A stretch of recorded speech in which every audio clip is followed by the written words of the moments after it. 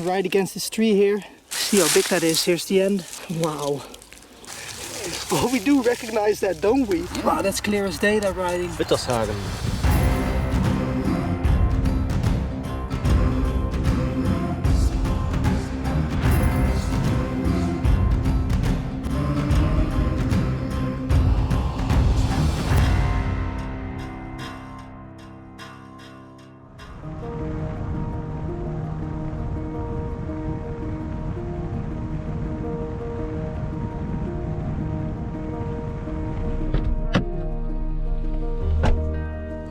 Hi there, good morning. Welcome to a brand new metal detecting adventure. You're watching Metal Detecting WW2 Battlegrounds. I'm with my good friends WW2 Artifacts and the Dutch Relic Diggers. We have quite some hours of metal detecting ahead of us. Many years ago, fierce battles took place here. So let's see if we can retrieve some WW2 artifacts and see if there's stories from the past that we can share with you today. Right, that's that. Good to go. Well, I think if it's up to Jeff, then he's going to be the one finding everything today, because he already is on his second signal and he just found a Wehrmacht compass. At least we think it is. It is just one side, but that's a nice find and a nice start because we're trying on a new location.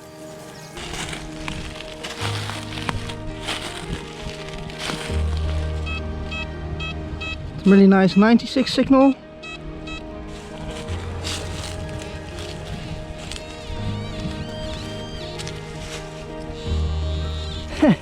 Well, that was interesting to do as a live dig. I thought this was quite an interesting signal. I just found 20mm Hispano casing fired by British airplanes. So that's a nice one. Yeah, unfortunately every now and then we do encounter live ammunition.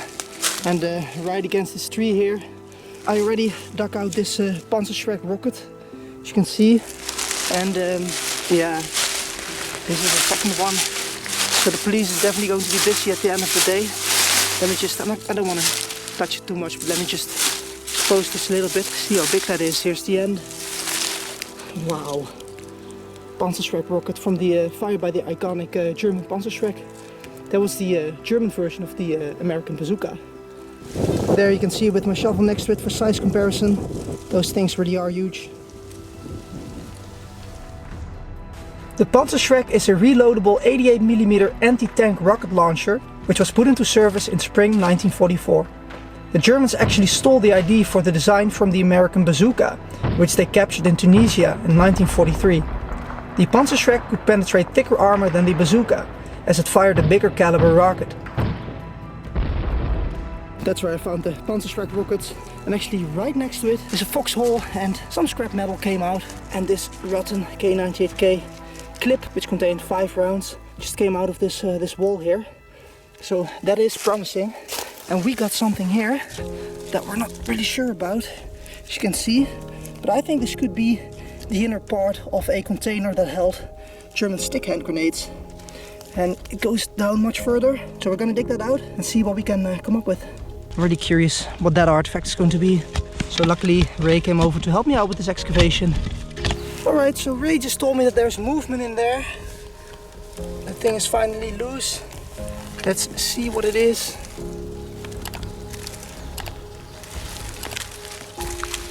Yeah, I think my initial thought was right. I think this is a stick hand grenade box. You can still see the handle here from the box. I think the wood itself has rotten away. They should lay in them like this, you know, in lines, all lined up. That's really cool. Never found that before. Now I'm wondering if there's going to be more stick grenades in there, but we're going to find out. Unfortunately, there's nothing more in the hole, so we're going to close it up nicely and move on.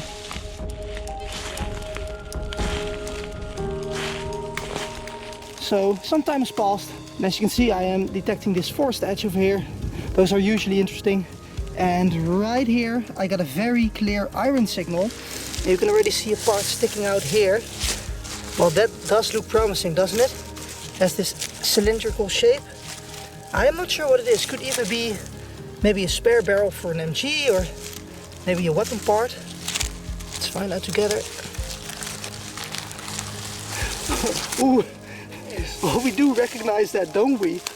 This is a Mauser K98K rifle grenade launcher, and it's complete. It's actually complete. Let's brush this up a little. This is very cool. I've never found that before. I think the condition is not that bad actually. I mean, it's complete for starters, but oh, that is a really cool find. A first for me as well. So, you know, they would fire a blank rifle cartridge in the Mauser K98K rifle. They would put a rifle grenade in there, and that's how they would fire it. There's quite some detail on that still there. That's not too bad. Definitely happy with that one. Wow, that's awesome. Alright, we're back at it. We regrouped, had a good night's sleep. We're gonna do some sifting at the Wehrmacht barrack dump site, where we already made quite some visits. Always successful, hard work, but it pays off. I'm now also with my buddy Iron Mike Metal Detecting. Go check him out on Instagram. So we're gonna set up the sifter and get going. Just gonna also use my probing stick to see if I hear some glass, metal, porcelain objects. It's also a really important part of the scouting mission here before we set our sifter up somewhere. Let's see if we can dig up some goodies here.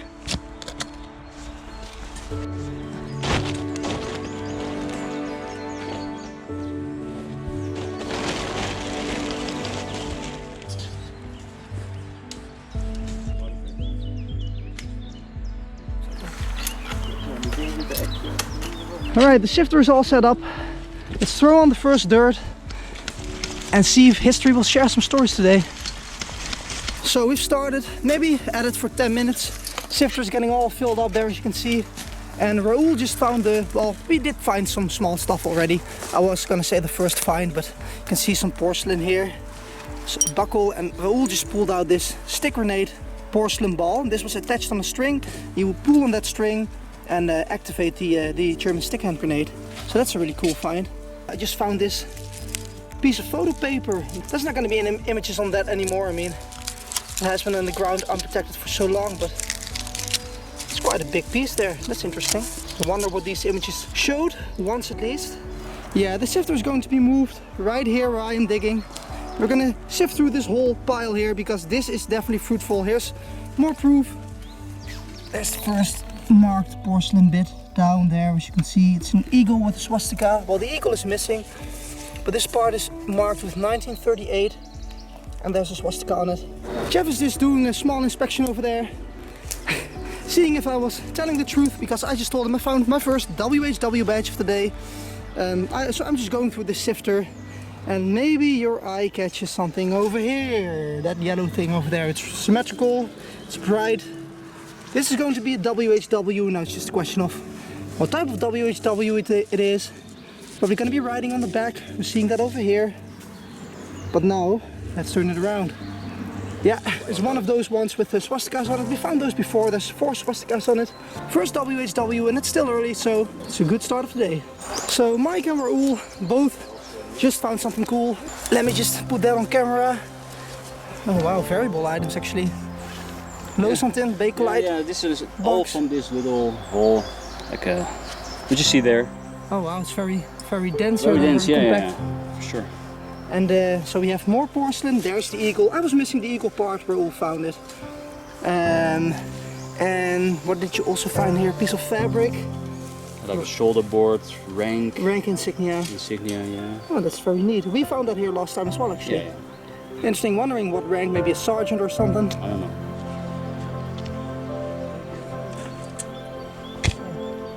So we moved the sifter. Me and Mike are now working towards each other. And while doing that, all of a sudden I spot something here. And I think this could be one of those name tags placed on soldiers' lockers. I'm not sure yet, I didn't pull it out yet. I wanted to do this together, live on camera. Maybe it's nothing, but we're gonna see. Okay, there we go. My guess is it's gonna be a name tag. Oh yes, it's a name tag. It's a nice one. It's a nice one. Wow, that's some big writing on there, a big font. We should give this a brush and see what it says, but this is a beauty. So this was placed in a soldier's locker. Doesn't get more personal than this. Even on the dog tags that these German soldiers were carrying, there wasn't even a name there. That was just a serial number. And this is the actual name of the actual soldier. So I'm always thrilled to find these personal pieces of history. Let's see what it says. So a full name. Yeah, I think it is. First and last name. First and last. Yeah, or the other way family around. name is left, yeah. I think the last name says Rosner. Yeah, I agree. Onion Rosner. Guftan. And it sounds more Turkish actually. On second thought, I think it actually says Gustav Rosner.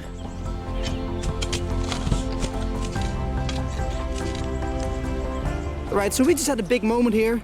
Mike is definitely onto something there, and we previously visited this area, and at this exact spot I found a night holiday pass. Maybe 1 meter besides it, Mike just found another one. Let me just show you. And that is an amazing find. Look at that, it says Nachturlaubskarte, which means night holiday pass. It also shows the regiment that was here. But this soldier was allowed to stay away from the camp until 4 o'clock at night. I don't know, maybe to go to a cafe, maybe he had a girlfriend nearby. Wow, and since there's plastic around this piece of paper, it didn't decay. So that's really special and interesting because we've seen this before.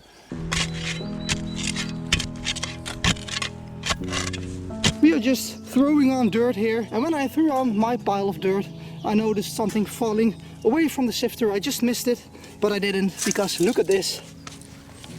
It's a very special comb, and actually this one was used to remove lice from the hair of the soldiers. That's why these teeth are really close to each other, really fine. And there is writing on there. Look at that, it says Babylon Gummikam. That's a cool one. Yeah, this excavation site is getting quite large, but we are with 4 men, so we can cover a lot of space. And something interesting just popped out here, and I didn't need the sifter for this one. Right there. It's a button, but it's not just any button. It's a regiment button. Clearly shows a 4, so 4th Regiment, 4th Infantry Regiment. We're not sure, but that's a really nice one.